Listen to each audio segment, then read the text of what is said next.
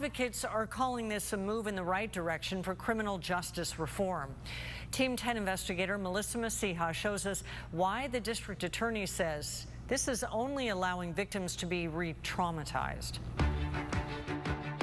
A 2016 Fallbrook murder where 3 men were convicted of killing Hugh Pettigrew.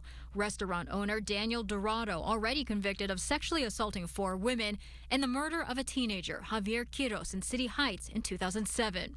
Cases the San Diego district attorney said are all resurfacing because of newer resentencing laws. They allow some prisoners to petition for a lighter sentence. Dorado was sentenced to 40 years in prison in 2020. He's now eligible to receive a new reduced sentence.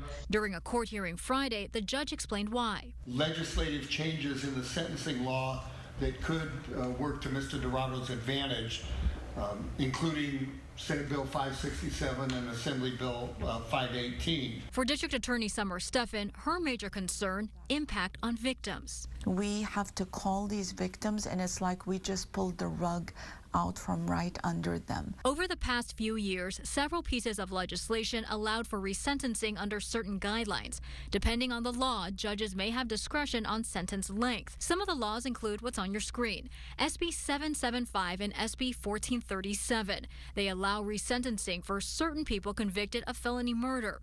SB 483 requires the court to review cases with sentencing enhancements for prison priors. SB 567 requires the court to impose the middle term of a sentence under certain circumstances. There's also elder parole. It allows for inmates at age 50 and who have served at least 20 years to be eligible for an elderly parole hearing. These laws apply to cases no matter how old they are.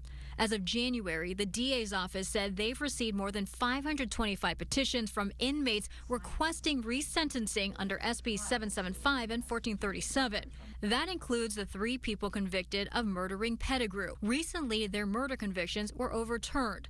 According to the appellate court opinion, prosecutors' legal argument used to get a conviction are now invalid under the new resentencing laws. We believe in balanced reforms that balance the rights of victims, the rights of the community to be safe, and due process for the accused. We're losing that balance. But for some, these laws need to go further. I think it's actually just scratching at the surface. Emily Harris is the program co-director for the Ella Baker Center for Human Rights in Northern California. The organization does not agree with the DA. So it makes sense to me that they're going to be resistant to wanting to go back and look at work that they've already completed, but they also have to be held accountable for the extreme sentencing. Harris said how we address criminal justice needs more reform. My hope is that we can take the resources that we save by putting people away for a very long time and move them into the kind of healing advocacy, or save everybody who was a victim of a violent crime had access to the therapy that they needed. Here in San Diego, the district attorney has assembled a team of 8 specifically to address resentencing. With the laws on the books, what DA Stephan wants: I'd like everything to pause. I'd like there to be a study conducted by the legislature to see the positive and negative impacts of the legislation. Melissa Masiha, Team 10.